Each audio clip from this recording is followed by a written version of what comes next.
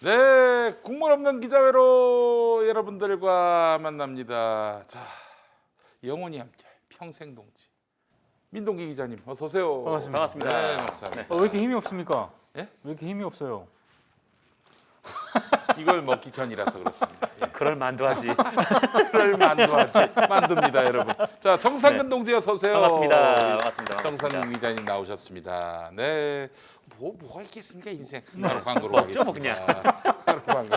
촉촉 쫄깃한 맛 고기 만두입니다. 아우 얘기만 들어도 그냥 네. 맛있겠네요. 아, 냄새 일단 죽여주지 않습니까? 네. 예. 자, 만두피를 얇고 쫀득한 감자 전분으로 만들었습니다. 통상 뭘로 만듭니까? 밀가루로 만들죠. 밀가루로 그렇죠. 만들죠. 네. 감자 전분이 훨씬 더 몸에 좋겠죠. 그래서 마치 만두소가 듬뿍 들어있는 떡을 먹는 그런 느낌입니다. 자, 여기 맛고 만두인데 맛의 고수 맛고 만두인데 육즙이 풍부합니다. 네, 그래요. 돼지고기와 배추, 두부, 양파, 버섯, 부추 등이 네. 듬뿍 들어 있습니다. 부추까지. 정말 간편합니다. 굳이 찜기를 이용할 필요가 없었어요. 제 나이 29대 만두에 꽂혀가지고 100개들이 만두가 있었거든요. 혼자 다 고향 먹었던. 만두 뭐 그런 거. 예? 네. 그렇죠. 100개들이 만두를 혼자서 하룻밤에 다 먹은 적도 있었어요. 근데 이게 찜기가 없으니까 네. 너무 불편하더라고요. 그래서 이제 찜기를 또 직접 구매해가지고 거의 한 보름 동안 만두만 먹었던 기억이 나요. 네. 설사 안 합니까? 네? 보름 동안 만두만 먹으면? 왜 설사를 합니까? 올드보이인 줄. 곰만두는 아니고. 네. 아, 이 찐만두. 아, 찐만두. 찐만두. 그래요. 이게 한참 맛있을 때 바로 고기만두 냄새가 지금 나고 있어요. 그렇죠. 네네. 냉동 보관하다가 하나씩 꺼내서 전자레인지에 한 3분만 돌려주면 됩니다.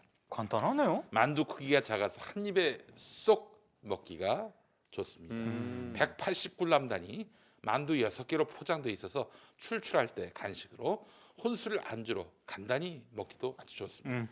자, 맛의 고수 촉촉 쫄깃한 고기만두 네. 6개가 들어있는 이 만두 요거에 6개가 들어가 있고 그렇죠. 요 3팩은 7,800원. 어. 7,800원짜리 사시면은 개후회합니다. 5팩은 준비가 돼야 합니다. 네. 그건 12,400원. 어차피 얼려 먹는 거 아닙니까? 그렇습니다. 네. 그렇죠. 3팩이든 네, 5팩이든. 그래요. 네. 먹다 보면은 벌써 3개가 다 먹어지는 놀라운 역사가 우리 눈앞에서 펼쳐집니다. 네. 현재 인터넷 최저가는 한 팩에 2,900원인데 김용민닷컴에서 3팩을 사시면은 인터넷 최저가보다 네네. 10% 이상 저렴한 가격 7,800원으로 저희가 모시고 있어요. 네. 5팩을 구매하실 때는 15%더 저렴한 가격에 음. 구매하실 수 있습니다. 12,400원이니까요. 자, 맛있고 편하고 저렴한 맛의 고수 고기만두를 김용민닷컴에서 압도적 최저가에 만나보시기 바랍니다. 네. 국물 없는 기자회라고 그랬지 육즙 없는 기자회라고 아 이거 드렸습니다. 다르죠 국물하고. 네. 육즙은 있습니다. 네, 그렇습니다. 먹어보겠습니다. 아이고, 아 감자 전분으로 오. 만든. 아 진짜 야. 밀가루로. 아, 이제 안이 투명하게 다 비칩니다. 예. 아, 이게 참 벗어 이제.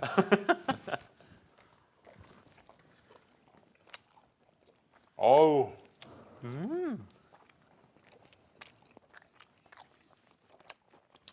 내게 강 같은 육즙, 내게 강 같은 육즙, 네. 내게 강 같은 육즙 야. 넘치네.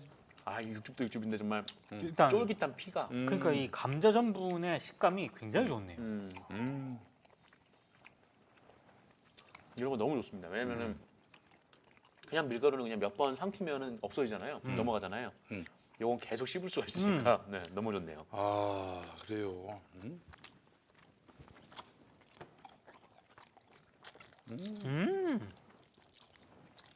아, 이 감자 전분으로 만들면 이런 식감이 나는구나.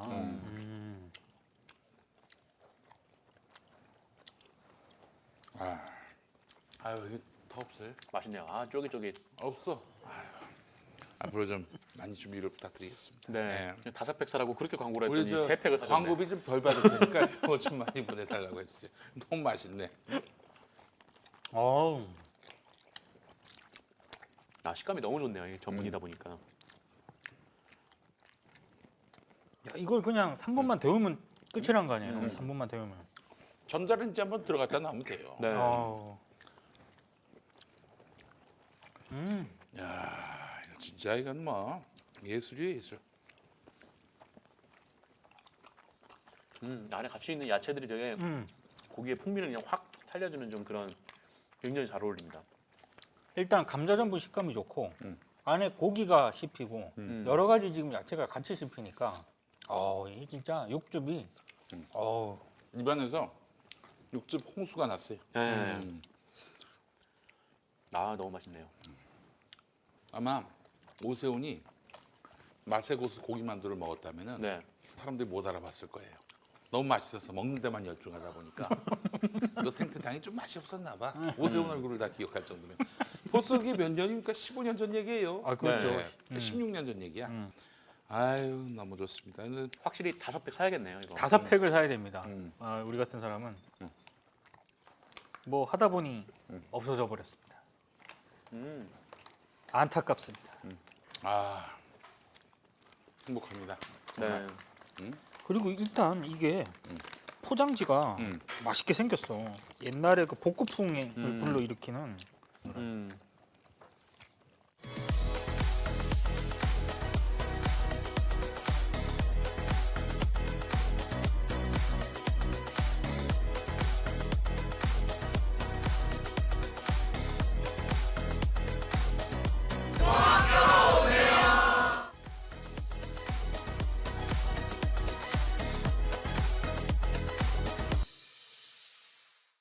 자 오늘도 국물 없는 기자 앞에 본격적으로 이야기를 펼쳐보려고 하는데 네. 보선이 보선. 보궐선거가 주말에 사전투표, 다음 주 수요일에 본투표가 있습니다. 일주일 남았네요 이제. 본투표가 있는 4월 7일 김용민이가 방송에 다시 나갑니다. 아이고. 아이고 세상. 네. KBS 일라디오 이후로 네. 물론 제가 진행하는 건 아니고 이제 게스트로 나가는 건데 나는 저기 통일이 돼서 조선중앙TV 네네. 이런 데나 나갈 줄 알았어요.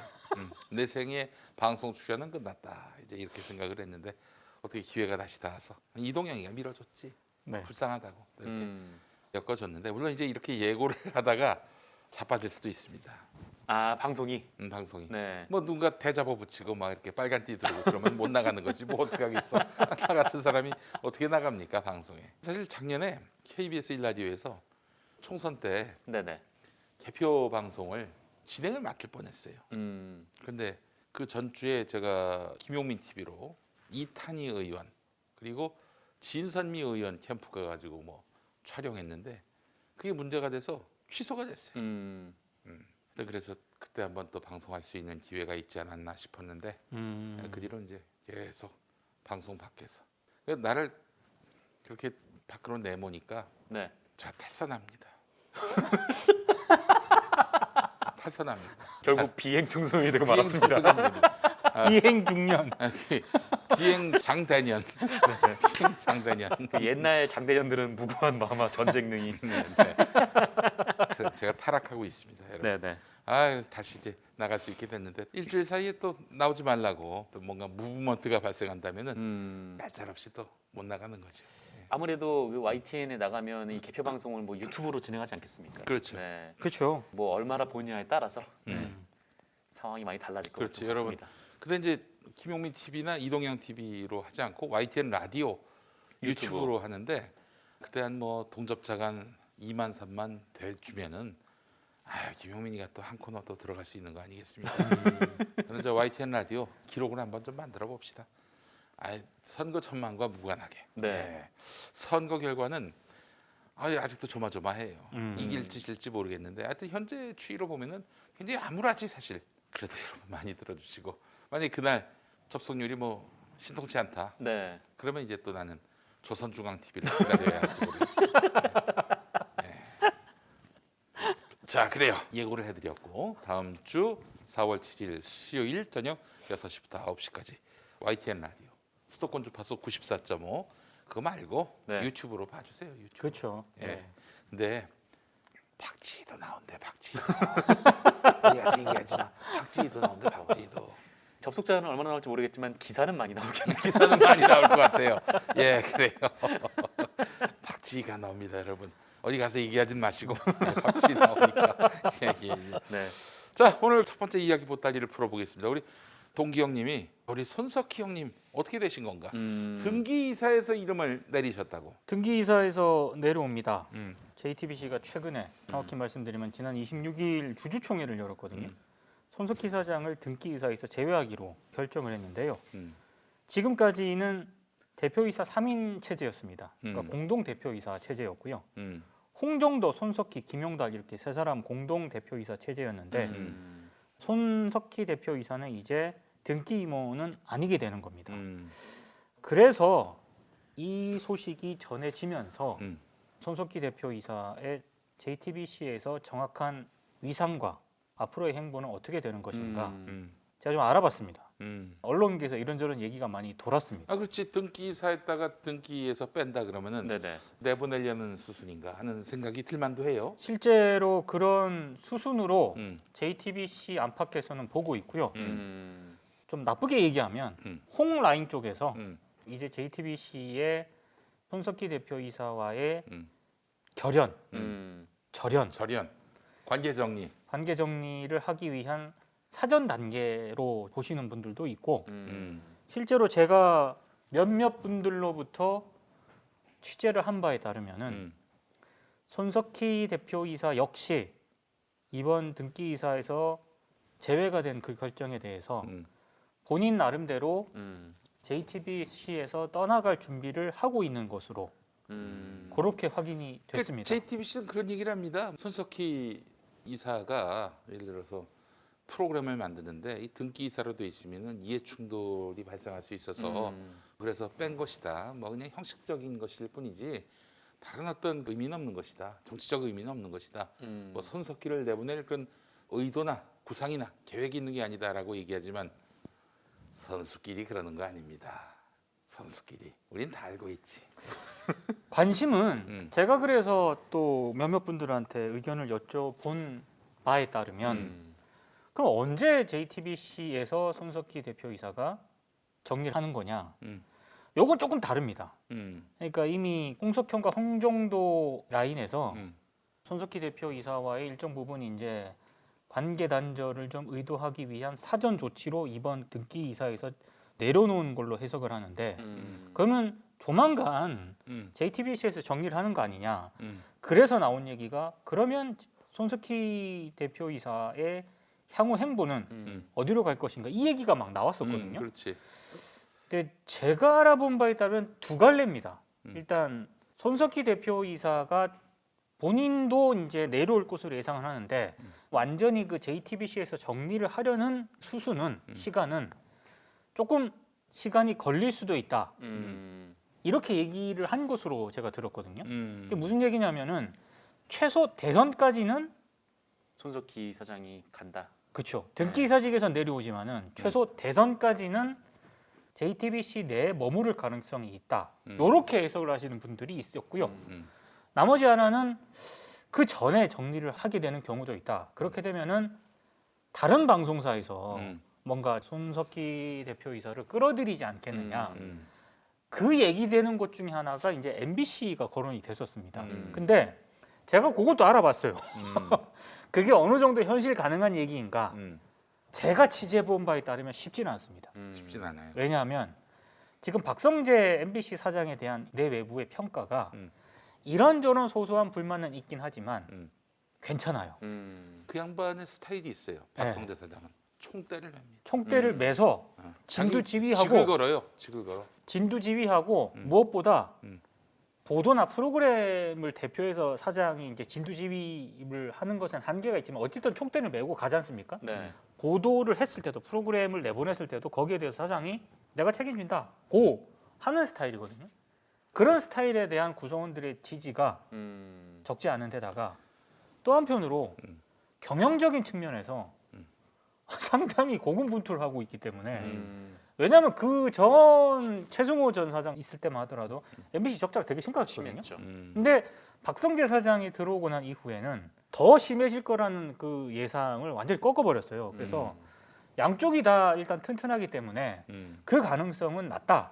이렇게 해석을 하시는 분들이 있어서 제가 이제 내린 잠정 결론은 JTBC에서 정리를 하되 약간의 시간이 걸릴 수도 있다. 최소 1년 정도는 걸릴 수도 있고 저는 요걸 또 다르게 해석하면 이렇게 해석도 가능한 것 같더라고요. 지금 뭐 서울시장 재보선 그것도 봐야 되고 서울시장 재보선 결과에 따라서 대선도 영향을 받겠지만 그렇지. 대선은 또 다른 문제거든요. 네. 그래서 어떻게 될지 모르기 때문에 최소한 1년 정도는 손석희 대표이사를 좀 JTBC 내부에서 좀 묶어두려는 보험용이에요. 보험. 그런 전략 아닌가라는 생각이 제 나름대로는 들더라고요. 요건 제 내피셜이에요. 묶어둬서 우리 석현이 형님에게 이득이 될 게 뭐가 있어요? 그러니까 저는 그래서 또 어찌됐든 그 두 가지인데 첫 번째 그래도 손석희가 쌓아놓은 JTBC의 공신력이 있는데 네. 손석희가 나가면은 이게 무너지지 않겠는가 하는 두려움. 또 하나는 다음 정부가 또 민주정부가 들어서면은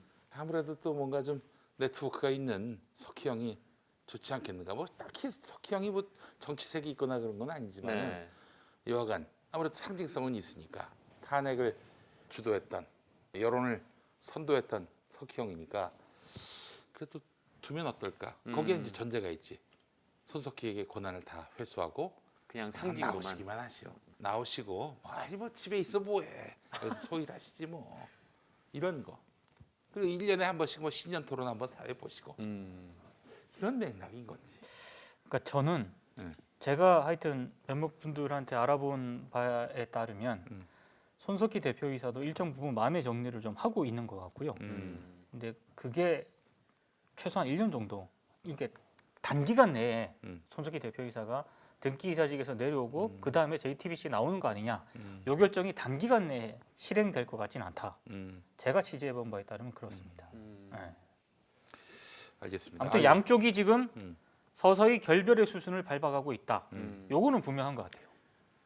안타깝네요. 예, 뭐 저도 안타깝더라고요. 저도 이렇게 될 줄 알았고 우리가 막 그때 방송한 기억은 좀 많이 사라졌지만 그 비슷한 전망을 했을 거예요. 네. 석희 형님 그 가셔서 뭐 그래도 아무것도 안 하신 것보단 낫지만은 그래도 이 시기에 그래도 하나 어떤 스피커로서 남들이 인정하는 매체에서 활동하시는 거는 좋지만 언젠가는 우리 또 효용 가치가 떨어질 때는 석현이 형이 굿바이 할 것이다. 하나 둘씩 일을 회수할 것이다. 이런 예측을 했던 것 같아 느낌에. 그렇죠. 근데 사실 좀 개인적으로는 안타깝기도 하고 홍석현, 홍정도라는 이 흔히 말하는 재벌가에 대한 이런 행태에 대해서 약간 화가 나기도 합니다. 왜냐하면 JTBC 그 국정농단 파문에서 이른바 손석희 대표이사가 정말 진가를 발휘하지 않았습니까? 나름 저는 JTBC 저널리즘 구축하는 데 있어서 손석희 대표이사의 공이 절대적이었죠. 그건 뭐 예. 두말하면 잔소리지요. 근데 이렇게 좀 평가를 받아야 되는 이런 언론인을 저널리스트를 이 저의 해석입니다. 자기들의 쓰임새가 다 했다고 이런 식으로 하는 것 좀 안타깝고 씁쓸하더라고요. 예. 근데 딱히 이제 사실 석희 형님도 방송 오래 하셨지. 80년대 초반부터 언론인 생활을 시작하셔서 40년을 한 거지. 네, 그렇죠. 80년대 초반이면 네. 뭐 천수를 누리셨다는 생각도 들고. 예. 아직 살아계신 분한테. 천수? 아니 방송인으로서 방송인으로서. 방송인으로서 천수를 누리신 게 아닌가 하는 생각도 들고. 그러나 그 이후에 손석희는 밖에 자원을 데려온 거 아니에요. 맞아요. 근데 JTBC가 손석희 앵커 하차 이후로 그걸 이어받지 못하고 있는 이유가 뭐예요? 손석희를 만든 MBC의 조직 문화와 지금 JTBC의 조직 문화가 사마띠 아니하다. 예, 이런 판단이 드는 거고. 그러니까 석희 형님이 토대를 많이 닦아 놓으셨겠지만은 그러나 또 손석희가 빠진 JTBC는 영락없는 또 자본가, 재벌가 오너의 방송으로 전락할 가능성이 대단히 높다. 다 그런 건 아니지만 최근 이제 지나가면서 JTBC 낮 시사 프로그램을 보거든요. 예. 중앙일보 칼럼니스트 이런 분들 굉장히 보수적 색채가 강했던 그렇지. 이런 분들이 요즘 종종 보이시더라고요. 좀 우려가 됩니다. 네. 네. 아니 그건 예상된 수순 아니었어요. 그렇죠. 만약에 석희 형님이 빠지면 보도 프로그램도 다 그렇게 갈 것이고 그렇게 되면은 뭐 이게 보이는 중앙일보가 될 겁니다. 보이는 중앙일보. 우리가 다 어쨌든, 예상했던 네. 거 아닙니까? 예. 뭐 아직까지 뭐 뉴스룸에서 뭐 그 노동 관련된 보도도 나오기도 하고 뭐 아직 좀 그렇기는 한데. 한때는 또 삼성을 비판하는 예. 그런 방송도 나왔었고. 이게 뭐 예. 석희 의원님이 나가시면은 또 이제 조직 분위기가 어떻게 될지 모르죠. 어쨌든 뭐 손석희 사장이 나간다는 거는 홍석현 회장이 JTBC를 어떻게 활용할지가 만약에 나가게 된다면 그렇죠. 좀 눈에 보이게 되는 사실 그런 저희 결론이 되지 않을까. 국문 없는 기자에서도 짧게 한번 언급한 적이 있었는데 권석천 중앙일보 그분 노조위원 그만두셨어요. JTBC에서 있다가 중앙일보로 다시 가서 중앙일보에서 최근에 그만뒀잖아요. 그 여러 지금 흐름이 좀 있는 것 같아요. 사실상 중앙그룹 내에서 그나마 좀 중심축을 잡고 견제 역할을 해온 그런 인물들이었는데 이제 권석천 전 중앙일보 노조위원이 나가고 이제 손석희 대표이사도 등기 이사에서 내려오고 결별의 수순을 밟기 위한 사전 조치라는 해석을 하고 있고 그렇습니다. 예. 그래요, 여러분. 볼 거 없어요. 끝났어. JTBC에 뭘 무슨 희망이 있겠어? TV조선에 무슨 희망이 있고 채널 A에 무슨 희망이 있습니까? 희망 없어. 끝. 굿바이. 그냥 홍석현 방송 되는 거예요.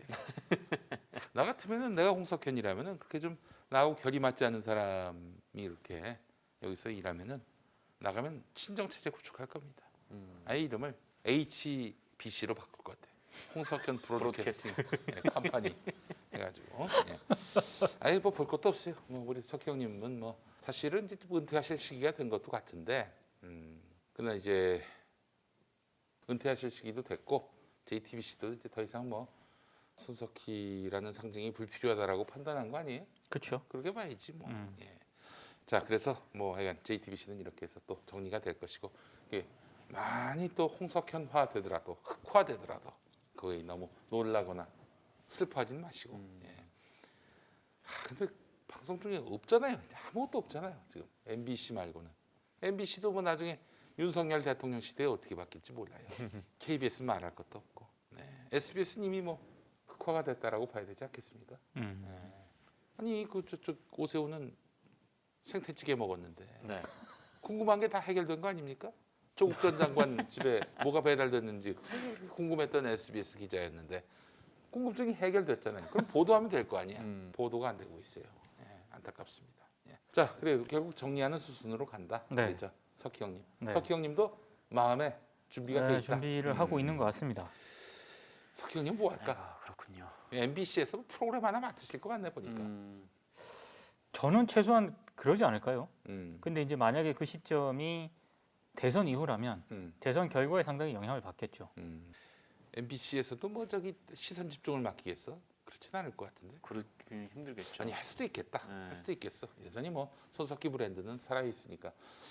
근데 그게 아니라면은 뭐 11시에 MBC 초대석 손석희입니다. 뭐 이런 걸 한다든지 라디오. 아니 우리끼리 그냥 하는 얘기지만 그러면 안녕하십니까 김종배입니다. 종바이 선배는 어떡합니까? 종배 형님 잘해요 방송. 잘해요. 네. 준비 많이 청취율도 하고 다시 있어요. 또 많이 올라왔다. 그리고 지금 이 토대를 다 깔았기 때문에 예. 그거 쉽지 않을 그러니까 텐데. 예. 예. 그 라디오 PD니까 딱 들으면은 진행자가 얼마나 준비를 했는지를 알 수가 있어요. 얼마나 방송을 오랫동안 했는지.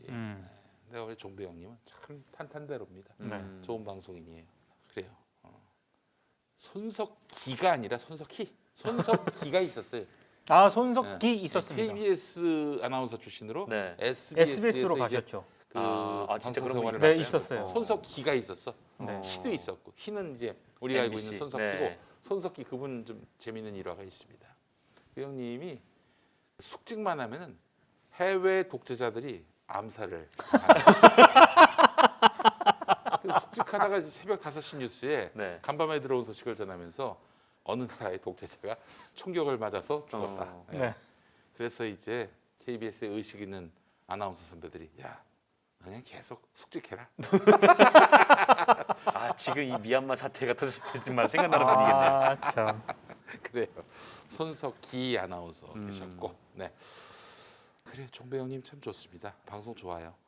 듣다 보면은 네네. 신뢰감도 넘치고 이 형님 준비 진짜 많이 했겠다라는 느낌이 들어서 준비 많이 한 그런 정성이 많이 들어간 우리 식단을 접할 때는 기분이 좋지 않습니까? 일단 기본적으로 그렇죠. 네. 그런 느낌을 받아요. 음. 근데 예전에 종배 형님이 이제 데스크였고 우리 저 동기 형이 그 평기자였을 때, 수습부터 음. 평기자 때까지 국장이었습니다. 그래요. 네. 어땠어요? 국장으로 음. 한 번 모신 것으로 족합니다. 알겠습니다. 지금 그래서 네. 어떻게든 그 시선 집중해서 생을 뼈를 묻어야 된다 그런 입장이에요. 다시 만나지 말자. 네. 그 만나서 하드 영광이었지만 다시 만나지 말자. 그 하드 트레이닝은 한 번으로 족합니다. 네, 유명하죠. 알겠습니다. 네. 예. 그거 유명합니까? 유명해요. 미디어들에서는 굉장히 유명한 네. 이야기였죠.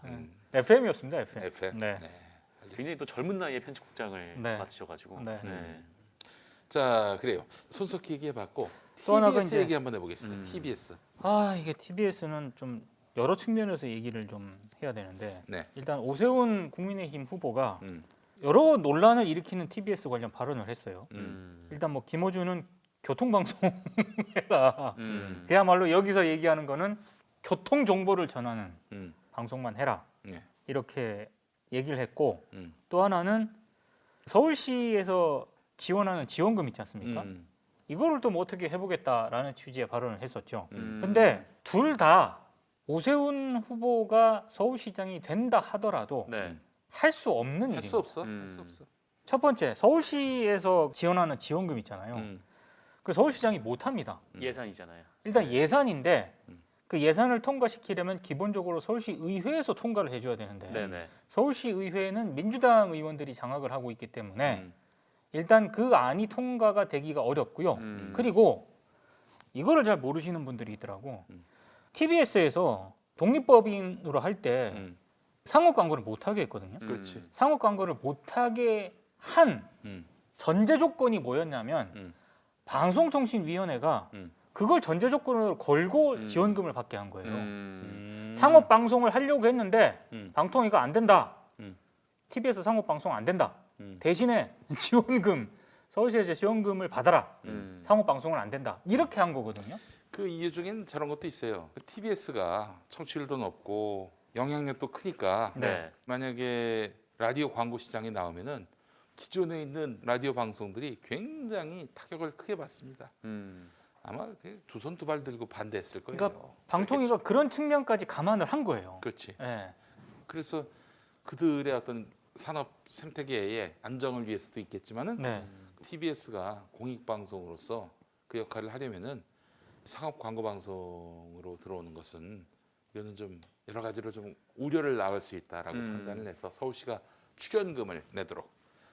근데 출연금을 내면은 전체 수익의 몇 %인 줄 아세요? TBS 수익의 몇 프로나 됩니까? 80%야, 80%. 예. 그러니까 지금 80%를 빼봐. 그러면 망하는 TBS는 뭐 거지, 아무것도 뭐. 못하는 네. 거지. 네. 그러니까 그거는 방송통신위원회랑 협의를 해야 될 문제예요. 오세훈 서울시장이 일단 서울시 의회에 통과하기도 쉽지 않고 네. 100번을 양보해서 설사 통과가 됐다 하더라도 음. 그 방통위랑 논의해야 될 문제가 남아 있기 때문에 말처럼 쉽게 되는 게 아니라는 것. 요게 하나가 있고요. 그리고 교통방송만 하라고 하지 않았습니까? 그럼 기본적으로 TBS는 종합편성 사업자로 허가를 받았습니다. 옛날에 없어졌어요, 교통방송은. 네. 예. 그냥 남아 있다면 T만 남았지. T, 트래픽 브로드캐스팅 시스템. 그럴 뿐이지 정관도 싹 바뀌어가지고 TBS는 시사 보도뿐만 아니라 교통 생활 정보까지 다 전하도록 네네. 하는 그 시민의 어떤 생활을 위한 방송의 의미가 있는 거고 또 그럴 수밖에 없는 이유가 기본적으로 내비게이션이 이렇게 발달됐는데 네. 내비게이션 아니라면 또 이 휴대폰으로 다 도움이 될 거 나오죠. 아니에요. 어디가 막히는지. 그렇죠. 교통 정보가 라디오를 통해서 전파될 필요가 있겠는가? 그런 또 현실적인 판단도 있었을 것이고. 네. 예. 그러니까 오세훈 지금 후보가 하는 얘기가 다 지금 정확한 사실을 얘기하는 게 아니고요. 그야말로 그냥 TBS 압박용입니다. 본인이 서울시장이 된다 하더라도 그렇게 쉽게 할 수 있는 그런 구조가 아니에요. 구조나 환경이 아니에요. 그 부분을 하나 지적을 하고 싶고요. 다만 제가 좀 우려하는 대목은 다른 대목입니다. 지금 어찌됐든 국민의힘 쪽에서 TBS를 굉장히 압박을 하고 있는 건 분명한 거지 않습니까? 네네. TBS 내부가 좀 흔들립니다. 예, 이게 좀 다른 양상인데 일단 제가 전해 듣기로는 이강택 대표이사는 결사항전 만약에 그 멋있네. 아주 듣기 너무 기분 좋다. 오세훈 서울시장이 어떤 식으로든 대표이사에 대한 압박을 해올 것으로 예상을 하고 네. 실제로 그렇게 되면은 본인은 결사항전을 하겠다라는 의사가 분명한 것으로 제가 들었고요. 우리 저 세훈이한테 한마디만 할게. 오세훈이한테 한마디 할게. 야, 너 한번 싸움 걸어봐라. 우리 이강택 대표가 어떤 분인지 아주 진짜 여의도의 소문난 싸움꾼. 아주 잘못 걸려. 네. 되는 수가 있습니다. 되는 수가 네. 있어요. 한때 별명이 KBS의 마르크스였다. 아니 저기 내가 듣기로는 내가 KBS 출입할 때는 KBS 마르크스가 아니라 체게바라였어. KBS의 체게바라였어. 예, 그래요. 여의도 마르크스. 잘못 건드리면 되는 수가 있어요. 우리 세훈이 좀 그건 알아두시기 바라겠습니다. 아 이강택 예전에 그분이 그 KBS PD를 했잖아요. 네, 그랬죠. 그 광우병 소를 미국 가서 취재해 왔던 분이에요. 그거 했었죠. 미국 가서. 그 영상 보고 내가 아주 기겁을 했습니다. 또 그 영상 때문에 당시에 그 시민들도 굉장히 기겁을 했고. 네. 예. 그래요. 아주 정말 재밌는 일들이 발생할 겁니다. 대표이사의 결사항전 태세는 확고한 것 같은데 네. 일단 구성원들은 음, 어찌됐든 TBS가 과거 남산의 교통방송 시절부터 음, 이런 서울시장에 따른 부침을 굉장히 많이 겪었기 때문에 음, 이번에도 이런 외부에서 가해지는 압박에 대해서 불안한 시선으로 보는 구성원들이 적지 않고요. 그리고 김용민 PD가 너무 잘할 것 같은데 음. 오세훈 서울시장 때 TBS 구성원으로 있으면서 음. 그 인원이 소수이긴 합니다만 지금은 잘 나갔던 그런 구성원들이 좀 있습니다. 일단 그들의 지금은 이제 찌그러져 있는 예전에 네. 이제 그런 사람들이 있었잖아요. KBS에 네, 맞아요. 십수년 전 얘기인데 호돌이 호순이라고 그때 아. 들어온 분들. 호돌이 호순이. 예. 음. 그들이 누구냐면 호돌이 호순이는 이제 88 서울 올림픽 때 어마어마하게 많은 사람들이 뽑혔습니다. 네. 맞아요. 근데 그 중에 학도 호국단 호국단 출신들이 출신. 있었어. 음. 학도 호국단이 뭐냐면은 전두환 때 남들은 다 학생 운동할 때 전두환 편에 서가지고 네. 선전부대죠 일종의. 그 정권의 이익을 대변했던 대학생 조직 아마 프락치도 많았을 거예요. 네. 걔네들은 이제 졸업할 때쯤 백지가 이제 딱 나눠져. 백지에다가 자기가 가고 싶은 회사를 적는데 그래서 KBS 썼으면 KBS로 가서 입사하는 거지. 아, 꿀 빨았습니다. 그때 그렇게 꿀을 빨았던 88년도에 그런 벌들, 네네. 벌떼들. 그들이 이제 민주정부 들어서서 네. 정현주 사장 때 그때는 이분들이 도대체 어디 갔나 했는데 KBS에서 돌았던 소문이 KBS 기둥 뒤에 숨어 있다. KBS가 워낙 조직이 크니까 네. 기둥 뒤에 숨어 있으면 안 몰라. 보여요. 사람이 그러다가 너무 이제 많아서 안 보여요. 이병순, 김인규 시대에 또 돌아왔지. 그래서 요직에 앉아가지고 열심히 방송 만들려는 사람들 기죽이고 내쫓고 그랬던 일들을 했던 사람들입니다. 네. TBS에서도 그때 남산 그 시절 때 잘 나갔던 분들이 지금 상황의 변화를 감지하고 조금씩 움직이고 있다는 그런 얘기가 있습니다. 무슨 얘기냐면 여차하면 준동할 가능성이 있다는 얘기죠. 그렇지. 예. 아니, 윤석열의 지지율과 함께. 아니, 준동의 그 양태는 이미 다 그림이 그려집니다. 오세훈 시장 시대인데 말이야. 서울시로부터 우리가 지원금 못 받으면 우린 다 거지 된다. 이런 분위기를 막 만들어내면서 이강택 사장의 정말 코딱지만한 그런 흠결이나 만약에 흠결이 없으면은 막 만들어내. 그래서 저 인간은 사장감이 아니다. 좌파의 그 앞잡이다. 뭐 이러면서 막 내부에서 이념 전쟁을 벌이려 하겠지. 그러면 그랬겠죠. 조선 일보 이런 애들이 또 지원 사격을 해주지 않겠습니까? 이런 와중에 사태가 굉장히 악화되면은 그때는 시장이 자연스럽게 개입할 수 있게 됨으로써 이강택을 날리는 수순으로 갈 것이고 그래서 오세훈이 좋아하는 자기 신복을 갖다 앉히고 그렇게 해서 김어준을 날리는 방식으로 또 이른바 좌파 방송인이라고 불리는 사람들을 이렇게 날리는 네. 어디서 많이 본 흐름 아닙니까? 그렇죠. 한 10년 됐나? 그렇지 12년 정현주 됐나? 사장 때였으니까 네. 그 이제 두 흐름이 있잖아요. 네. 제가 알아본 바에 따르면 제가 제일 우려하는 흐름은 지금 얘기하는 세 번째 흐름인데 네. 이강택 대표이사가 들어선 이후에 어느 조직이건 마찬가지입니다. 음. 어떤 조직의 수장에 대한 호불호가 있고요. 그렇죠. 그 대표이사가 지금까지 진행해온 일련의 그 작업들에 대한 부정적 평가를 내리는 구성원들이 있거든요. 예. 근데 지금 이강택 체제 TBS에서도 그런 구성원들이 있습니다. 예. 근데 그런 구성원들이 만약에 TBS 대표이사가 부당하게 나가야 되는 그런 상황에 처했을 때 이럴 때는 같이 결상전을 해줘야 되거든요. 근데 그렇지 않을 수도 있겠다라는 생각이 듭니다. 음. 제가 알아본 바에 따르면. 그래서 만약에 오세훈 후보가 만약에 시장이 된다면 TBS를 칠 때 그런 어떤 약한 고리를 좀 노리지 않겠느냐. 실제로 TBS 내부에서는 노조가 많아요. 단일 노조가 아닙니다. 네. 그래서 그런 부분들에 대한 어떤 나름의 전략을 가지고 들어올 가능성이 있다. 그래서 대표이사의 결사항전 의지는 굉장히 강하지만 만약에 본격적으로 싸움이 붙었을 때 쉽지 않은 싸움이 될 수도 있다. 저는 이런 생각이 좀 들더라고요. 네.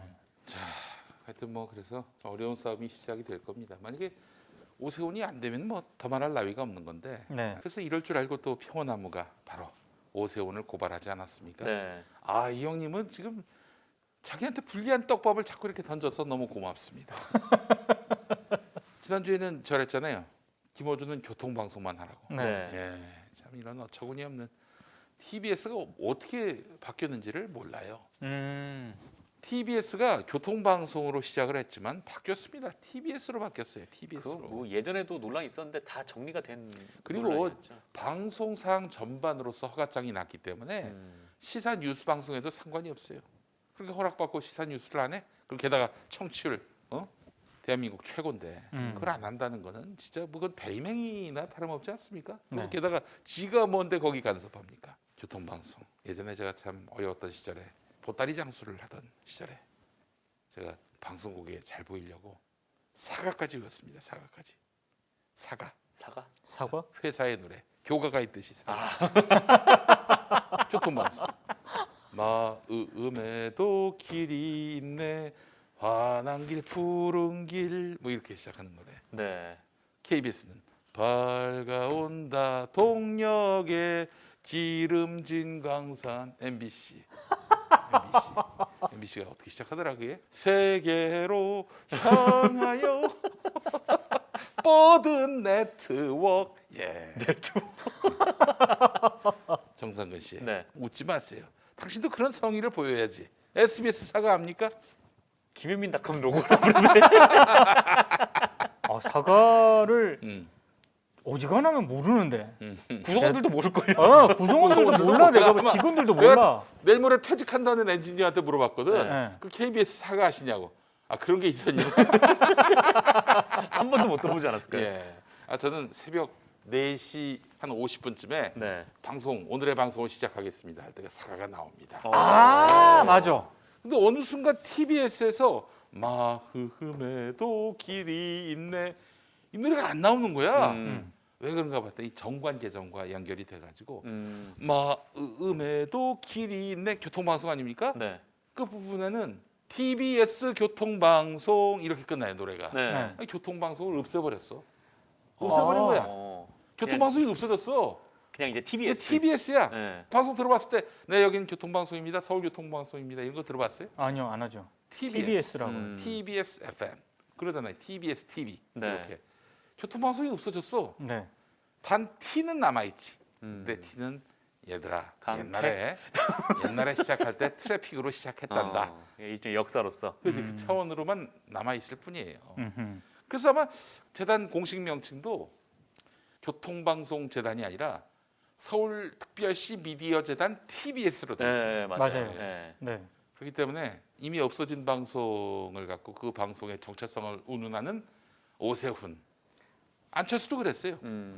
거기는 그랬죠, 그쪽. 팔로잉이 하나도 안 돼 있어요. 거기는 조례에 따라서 해야 됩니다. 조례 뉴스를 할 수 있게끔 되어 있습니다. 아무것도 모르는 인간들이 와가지고 말이야. 기본적으로 팔로잉이 안 돼 이걸 있어요. 장악할 의도를 드러내면 안 돼요. 그런 방송이 있었습니까? 이래야 된다고.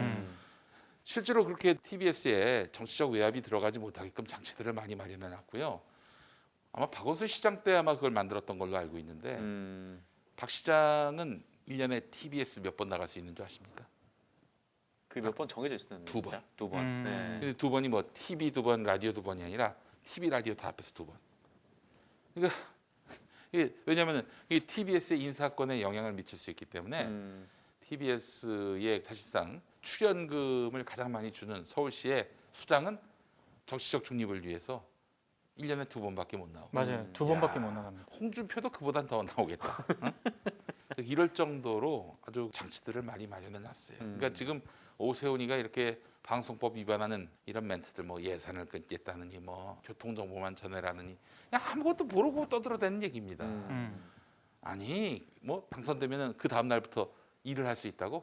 11년 전에 잣대로 하다가는 이 박원순이 만들어 놓은 거버넌스와 여러 가지 서울시의 그 새로운 어떤 틀거리 안에서는 한참 헤매다가 결국에는 박원순 정책 다 부정하는 방향으로 갔다가 시민사회의 충돌이 빚어지고, 그렇게 해서 서울시는 그야말로 파탄 상황으로 가지 않겠는가. 협치 그리고 어떤 상생 이런 것들이 다 사라지는 그런 흐름을 만들어낼 수 있지 않을까.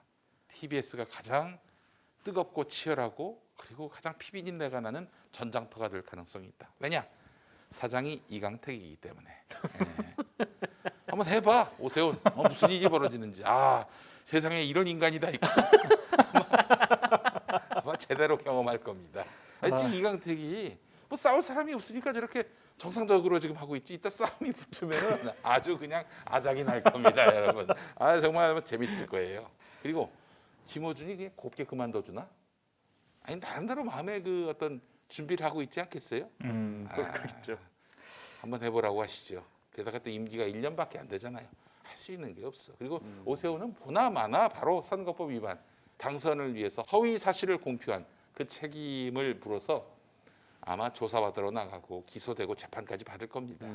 그러다 1년 다 보낼 거예요. 아무것도 할 수 없습니다. 네. 그래서 발언을 조심해야 되는데 굉장히 거친 발언들을 많이 하고 있다, 이런 말씀을 드리고 싶고, 네. 마지막으로 제가 하나 짧게, 지금 제가 봤을 때는 서울시장 재보궐선거가 굉장히 큰 영향을 주고 있다라고 생각을 하는데, 네. KBS예요. KBS 노동조합이라고 있습니다. 있어요. 전국 언론노조 KBS 본부가 아니라 음. 전국 언론노조 KBS 본부는 전국 언론노조 이제 산하고요. 네네. KBS 노동조합이 있는데 성향은 약간 보수적이라고 보시면 됩니다. 네. 여기서 최근에 음. KBS 텔레비전과 특히 KBS 제1라디오에 대한 집중 모니터를 하고 있습니다. 누가? KBS 노동조합에서 노동조합에서. 예, KBS 노조에서 집중 모니터를 하고 있는데 음. 최집중 모니터 대상 2개가 최경영의 최강 시사와 주진우 라이브라고 지금 알려져 있거든요. 그때도 그랬어요. 뭐 저기 저 누구야? 뉴스타파. 김경래. 김경래 네. 기자. 김경래, 나, 그리고 그때도 경영이 형도 아마 모니터 네, 대상이었어요. 전부시죠. 예. 네. 근데 미운털이 바뀌었으니까. 예. 최근에 KBS 노동조합에서 보고서를 냈습니다. 보고서 제목은 최경영은 최강 불공정, 최강 주구가 되고 싶은가라며 강력하게 비판하는 그런 내용인데요. 한마디로 정권 편향 진행 발언이 많다, 이런 취지로 비판을 하고 있는 겁니다. 근데 뭐 저는 충분히 예상을 했던 그런 대목인데, 제가 말씀드리고 싶은 것은 팩트에 충실했으면 좋겠다. 왜냐하면 여러 문제점을 지적을 했어요. 그것 가운데 하나가 정파적 패널 선택이라는 대목이 있습니다. 여기에 이런 부분이 있습니다. 더미래연구소 김기식 김기식? 전 김기식 의원, 그 저기 그 더불어민주당 네. 국회의원 했던 네. 양반. 그 고정 패널이거든요. 변호사 이현주, 예. 검사 출신 변호사. 이현주 네, 변호사님, 이현주 그 양반이 그 고정 패널은 패널이에요? 아니고요. 인터뷰를 했었고, 음. 인사이트 K 배종찬 배종찬 선생님이요? 소장. 배종찬도 이제 가끔 선거라든가 이럴 때 음. 고정은 아닙니다. 배종찬이 그 편향됐다. 네. 그 형 나 씹었어 방송에서. 나를 씹은 사람인데 자기 대표는 그리고 아닌가? 그리고 요 다음이 있습니다. 음. 미디어 오늘 민동기.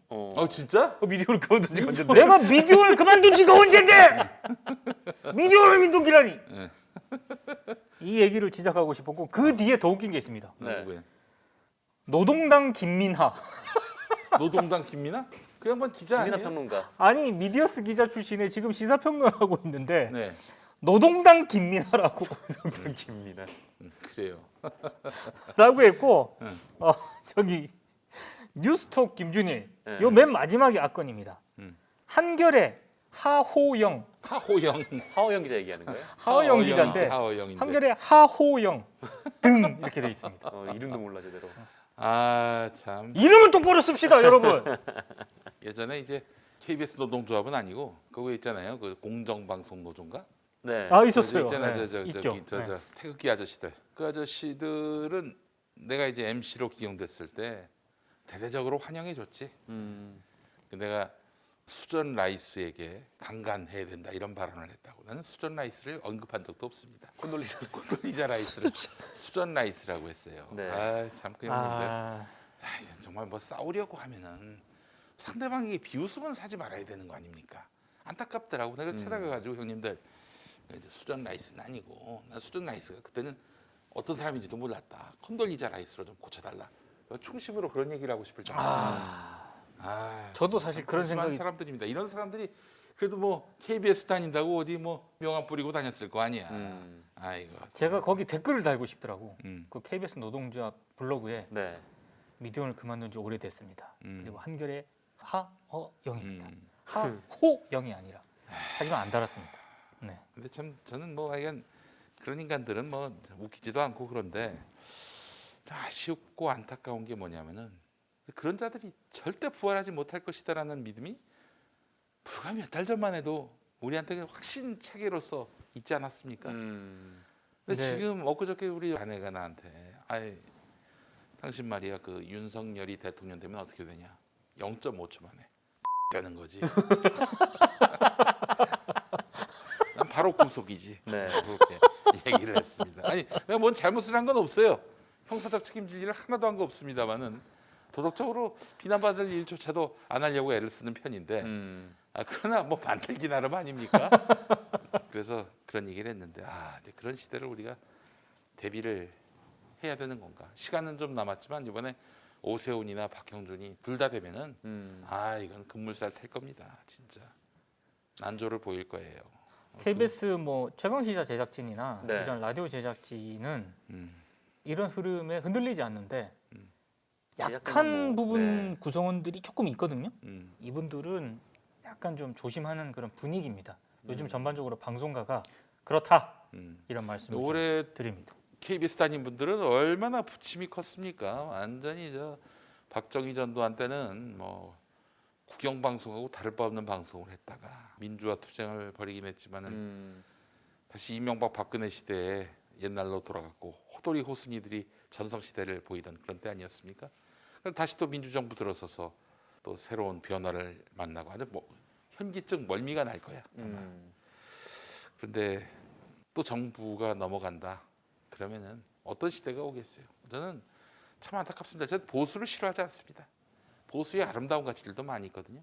나 좀 상식이 되고 어느 정도 좀 통용할 수 있는 그런 우리 사회의 그 아름다운 윤리와 철학들이 있는 거 아니에요? 근데 이거는 거짓말로 거짓말을 덮는 자들이 지금 그나마 그 보수 안에서도 중도에 속하는 사람들로 포지셔닝 되고 그런 인간들이 나와가지고 지금 서울시장 되겠다, 부산시장 되겠다 하는 거 아닙니까?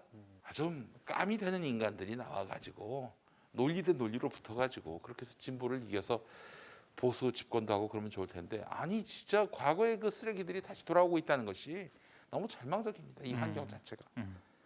그래요. 그리고 KBS 노동조합에게 음, 정말 실망했습니다. 네. 사실 우리 정상근 선수는 이미 한번 그 교수로부터 언급이 되지 않았습니까? 카이스트 교수로부터 이번에 정상근이 빠졌습니다. 정성근이 빠졌어요. 이런 축하드립니다. 어? 이 엄마들이 무슨 얘기를 가만 있어요. 굉장히 유감을 표하면서 그래요? 마치겠습니다. 네. 야, 이 정상근이가 적응을 잘했네. 당연하죠. 네. 그래요. 아주 훌륭합니다. 언제나 여당표 산악계다 친여 1번. 방송이. 그래요, 알겠습니다. TBS 이야기까지 했습니다. 네. 만약에 다음 선거에서도 국민의힘이 되면은 우리 저 강태기 형 버틸 쫓겨날 겁니다. 들것에 실려 나올 거예요. 강태기 형이 그 임기가 2020년에 됐으니까 네. 3년이거든요. 3년이에요. 대표가. TBS 대표 2023년까지 그 직이 보장돼 있어요. 음. 근데 이제 내부에서 막 흔들기 하면서 내쫓으려고 하겠지. 여러분 지켜주셔야 합니다. 김어준 총수도 잘 싸웠으면 좋겠어요. 지금은 뭐 연락도 안 합니다만은 잘 싸워서 TBS의 독립성을 지켜주는 그런 일들을 했으면 좋겠다는 생각이 듭니다. 잘 해줘야 돼요. 네. 여러분 응원 많이 해주시고 뉴스공장 많이도 들어주시고 그런 말 자체가 웃기다. 어마어마하게 많이 듣는데 말이야. 어? 아니 예를 들면 그런 얘기 하지 않아도 많이 들어. 네. 그 예를 들면 시청률이 0%대 프로그램이 무한도전 여러분 많이 도와주십시오. 이런 거하고 마찬가지지 뭐. 너무 없어 보인다. 네. 네, 넘어가겠습니다. 김영민 TV